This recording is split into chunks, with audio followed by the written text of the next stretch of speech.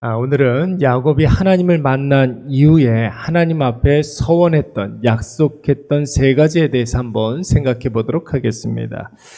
여러분, 야곱은 아버지 이삭의 집에서 막내로 자랐습니다. 비록 그의 형 에서와 쌍둥이기는 했지만 어렸을 적부터 이삭과 리브가는 에서를 야곱에게 형으로 대했고 야곱은 에서의 동생으로 대했습니다. 그래서 야곱은 여느 가정에서나 볼 수 있는 막내로 자란 것입니다. 여러분, 한 가정의 막내라고 한다면 전형적인 특징들이 있지 않습니까? 모두 다 그런 것은 아니지만 막내들은 온 가족에게 사랑을 독차지하므로 어딘가 모르게 조금 자기중심적인 그런 부분들이 좀 있습니다. 그래서 욕심이 많고 자기 마음대로 하려는 기질이 있죠. 반면에 모든 가족들에게 사랑을 독차지해야 하기 때문에 눈치가 좀 빠르고 머리가 좀 좋습니다. 그리고 상황에 금방 적응하는 그런 기질들이 있습니다. 야곱이 그랬던 사람이었던 것 같습니다. 그의 형 에서가 사냥을 마치고 돌아오는 그 시간에 허기진 에서의 코끝을 자극하는 팥죽을 쑤었고 또 그 팥죽 한 그릇으로 교묘히 에서가 스스로 자신의 장자의 권한을 내놓게 했습니다. 리브가가 속임수로 에서가 받을 장자의 축복을 가로채자 했을 때 야곱은 겉으로는 안 될 말이다 그렇게 이야기했지만 막상 아버지 이삭 앞에서는 에서보다도 더 에서같이 연기를 잘 수행해서 결국은 에서가 받을 장자의 축복을 받아냈습니다. 그리고 에서가 야곱에게 앙심을 품고 아버지가 돌아가시면 바로 야곱을 죽여야겠다 이런 생각을 품고 있다는 것을 알아차리고 에서 모르게 외삼촌 라반의 집으로 향하여서 드디어 이삭의 집, 아버지의 집을 떠나게 된 것입니다. 여러분, 그렇게 자기중심적으로 약삭빠르게 자신의 목표로 한 것은 반드시 쟁취했던 그 야곱이 여러분 광야에서 누구를 만났습니까? 살아계시고 전능하시고 역사하시는 하나님을 만나게 되었습니다. 그리고 하나님의 말씀을 직접 듣지 않았습니까? 아브라함에게 주시마 약속했던 세 가지 땅, 후손, 그리고 너와 너의 후손들을 복의 통로로 삼아 주실 것이다 라는 말씀을 직접 들었습니다. 뿐만 아닙니다. 네가 어디를 가든지 내가 너와 함께 하며 너를 지키며 너를 이끌어 이 땅으로 돌아오게 할 것이다. 이 말씀을 직접 들은 거예요. 여러분, 이 놀라운 말씀을 들은 야곱이 어떻게 반응하였습니까?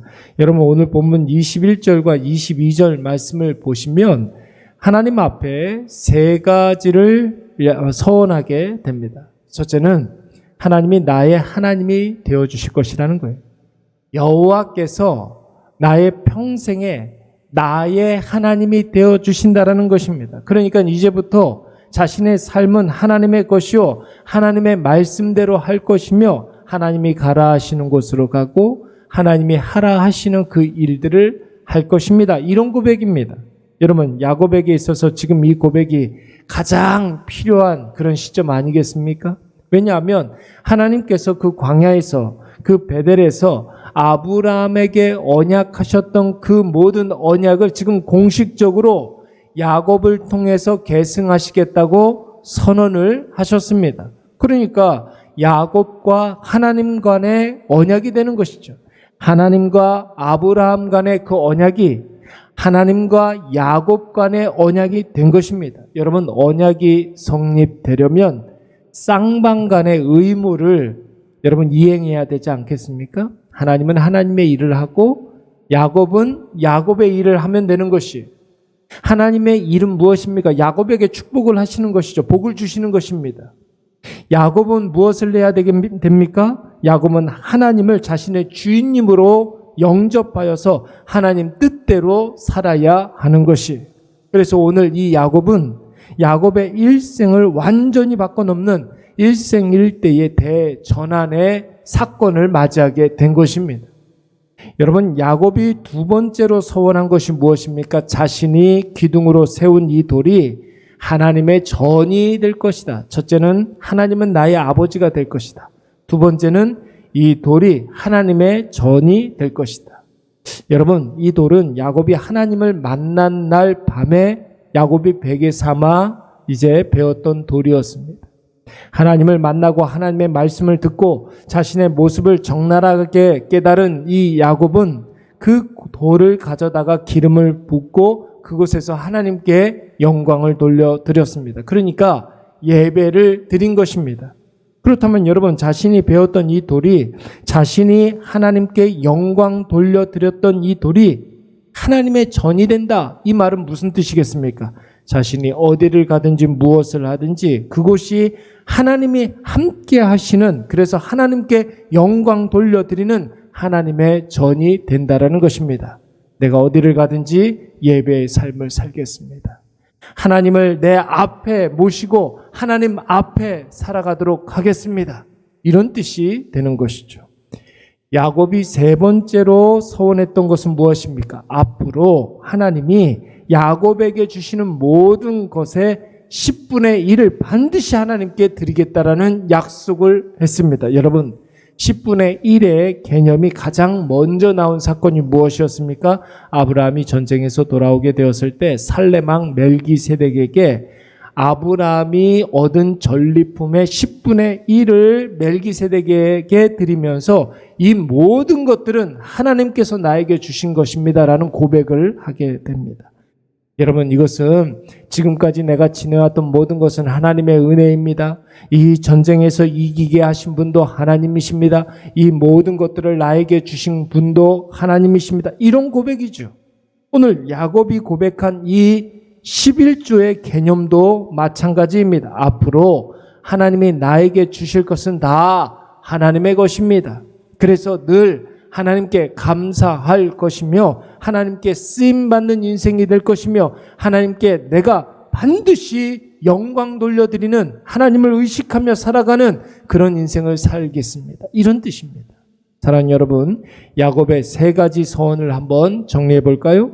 하나님은 나의 하나님이 되실 것입니다. 하나님은 나의 주인님이십니다. 하나님의 뜻대로 살 것입니다. 두 번째, 이 돌이 하나님의 전이 될 것입니다. 나는 하나님 앞에 살겠습니다.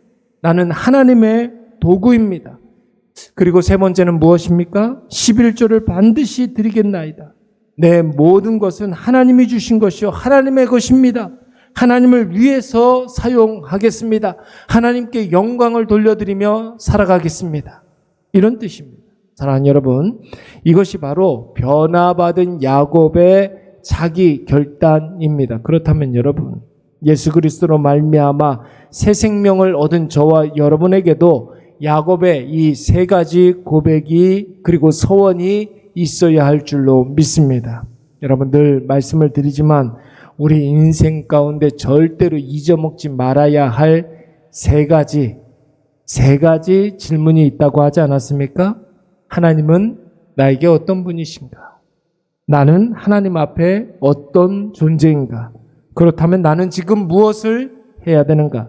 오늘 야곱도 이 세 가지 질문에 대한, 오늘 이 야곱 이 광야 한복판에서 이 세 가지 질문에 대한 해답을 얻게 된 것입니다. 하나님은 나에게 어떤 분이십니까? 하나님은 나의 주인님이십니다. 나는 하나님 앞에 어떤 존재입니까? 하나님의 도구된 존재요. 그리고 하나님 말씀에 절대로 순종해야 할 자입니다. 그렇다면 나는 무엇을 해야 되는가? 11조의 정신으로 모든 것은 하나님의 것이요 모든 것을 하나님께 영광 돌려드리며 살아가도록 하겠습니다. 오늘 하나님이 주신 이 하루를 살아갈 때 여러분 어디를 가든지 하나님을 주인 삼고 하나님 앞에 살아가시기 바랍니다. 하나님 앞에서 하나님이 원하시는 일에 하나님께 영광 돌려드리며 이 하루를 승리하시기 바랍니다. 그리고 11조의 정신으로 이 하루를 살면 나의 모든 것이 다 하나님의 것이 되어서 하나님이 하나님을 위해서 하나님이 직접 우리를 사용해 주실 줄로 믿습니다. 우리 말씀을 생각하면서 한번 기도하도록 하겠습니다. 함께 기도할 때에 나의 나됨으로 살지 아니하고 하나님을 만난 하나님의 사람으로 이 하루를 살아가게 하여 주시옵소서. 우리 기도하시고, 그리고 야곱의 세 가지 이 서원을 나의 고백과 나의 서원으로, 나의 약속으로 삼게 하여 주시옵소서. 기도하시고 하나님만 주인 삼고 하나님께 영광 돌려드리며 하나님의 도구로 쓰임받는 이 하루가 되게 하여 주시옵소서. 우리 이 시간 다 같이 한번 통성으로 기도하도록 하겠습니다. 사랑과 은혜가